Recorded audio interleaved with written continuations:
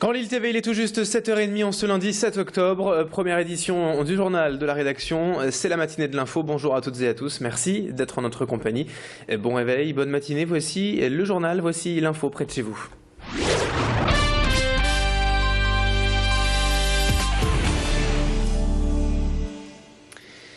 Et on démarre tout d'abord cette édition à la une de l'actualité avec un mouvement de grève prévu à la SNCF à partir d'aujourd'hui.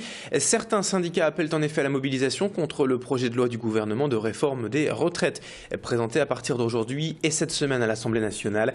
La grève est annoncée sur toute la France à partir de mercredi, mais dans la région les perturbations pourraient être entamées dès ce matin, dès aujourd'hui, avec 3 TER sur 5 en circulation selon la direction de la SNCF. Les TGV, TER-GV, Eurostar et Thalys seront eux épargnés au moins pour aujourd'hui et demain, mais le mouvement est annoncé reconductible donc à partir de mercredi et les perturbations pourraient être de plus en plus sérieuses au fil des prochains jours. Toutes les infos bien sûr à suivre sur Grand Lille TV, infoligne.com ou encore ter-sncf.com. Autre information en bref dans l'actualité ce matin, la filature Saint-Liévin de Wattrelos va être démolie à partir d'aujourd'hui, près de 10 ans après la fermeture du site et surtout plus de 4 mois après le drame d'un incendie mortel qui, je vous le rappelle, avait coûté la vie à 4 jeunes garçons de Wattrelos d'une vingtaine d'années pris au piège dans cet incendie. Les travaux de désamiantage et de démolition vont donc démarrer ce matin et il faudra 16 mois et un coût total de près de 5 millions d'euros pour faire disparaître cette friche industrielle des années 20 afin d'entamer la mutation du quartier et d'éviter de nouveaux drames comme celui du mois de mai dernier. Dans cette édition, on revient également sur cet accident de la circulation dont a été victime un jeune homme la semaine dernière au faubourg d'Arras à Lille.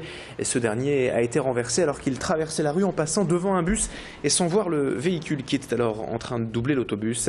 Il a été percuté par une voiture circulant à environ 40 km/h selon les témoins et gravement blessé. Il a été hospitalisé depuis au CHR sans que ses jours soient en danger. Cet accident a surtout fait réagir les riverains et les associations depuis quant au danger que représente quotidiennement cet axe majeur entre Lille et Seclin. Depuis près de 3 ans, l'association ADAV, Droit au vélo, demande en effet un réaménagement du faubourg d'Arras, devenu une autoroute urbaine et pensée uniquement pour les voitures selon ses détracteurs. Ils demandent ainsi un couloir de bus dans chaque sens de circulation avec une piste cyclable, comme cela existe déjà sur les boulevards lillois, ce qui permettrait de limiter les risques pour les cyclistes et de ralentir les automobilistes avec le risque peut-être de créer une nouvelle zone de congestion dans l'agglomération. Explication au micro d'Adélaïde Bollard. La demande principale de l'ADAV, c'est d'avoir 2 couloirs bus dans chaque sens de circulation, donc passer plus qu'à une voie voiture et une voie bus pour chaque sens, pour permettre aux cyclistes ainsi qu'aux bus et aux usagers du bus d'avoir un aménagement qui leur soit propre, afin d'avoir une vitesse, une moyenne vitesse qui soit bien plus confortable qu'actuellement. Ça permettrait un apaisement aussi de la circulation, puisque là les voitures sur 2 voies roulent beaucoup plus vite que si elles n'avaient qu'une voie destinée. Et vu le nombre important de bus, on a près d'une trentaine de bus à l'heure qui passent. On estime que c'est le seul aménagement qui convienne au maximum de gens. Dans l'actualité de ce début de semaine également, après le e-cigarette, voici le e-briquet. C'est un Lillois qui se lance dans la commercialisation de ce produit très innovant. Il s'agit en fait d'un briquet électronique qui fonctionne comme les allumes-cigares avec une résistance mais qui peut se recharger sur ordinateur par une simple prise USB. Et Thibaut a 22 ans, il est étudiant en commerce et management et il a simplement découvert ce briquet sur internet. Il a donc décidé de le commercialiser sous sa propre marque. Il commande en fait le produit en Chine, il le vend 9,90 € sur son site internet et démarche actuellement des points de vente à Lille et dans la région.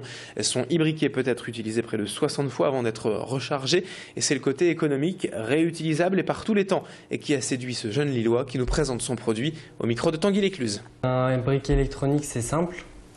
C'est un port USB, comme ceci, que vous branchez sur votre ordinateur, sur votre télévision ou sur votre chargeur de portable. La LED s'éteindra lorsque celui-ci sera rechargé, soit en environ 1 heure. Ensuite, il est composé d'un poussoir, comme ceci, que l'on baisse. La résistance se déclenche et vous pouvez ainsi allumer votre cigarette. Et dans le reste de l'actualité, rencontre également avec Zep, l'auteur de la bande dessinée à succès Titeuf, qui était de passage à Lille vendredi. Après plus de 20 millions d'albums vendus et un succès international, l'auteur revient cette fois dans un style très différent avec un album plus adulte, une histoire d'homme qui, comme son nom l'indique, raconte la vie de 4 trentenaires amis de longue date et anciens rockers qui vont se retrouver pour de nouvelles aventures. La BD ici nous présente les passions et les désirs non plus d'enfants mais de grands garçons. Et c'est un registre très différent pour l'auteur de Titeuf qui assume ce changement de cap dans son travail. Il s'en est expliqué vendredi devant le public lillois et devant Tanguy Lécluse. On écoute l'auteur Zep.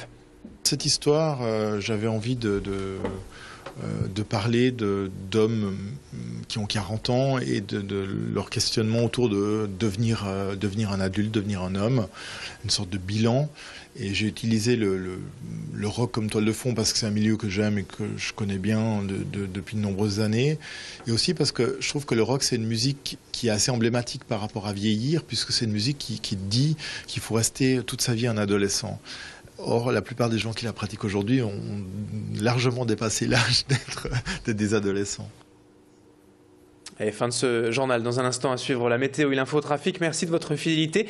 Et merci de suivre avec nous l'actualité dans la métropole lilloise. Tout de suite, les prévisions côté ciel avec encore du soleil pour ce début de semaine, mais ça ne durera pas. Retour de l'automne, fraîcheur et pluie pour la deuxième partie de semaine. Mais ce lundi, on aura encore le droit au soleil. On en parle en détail dans un instant.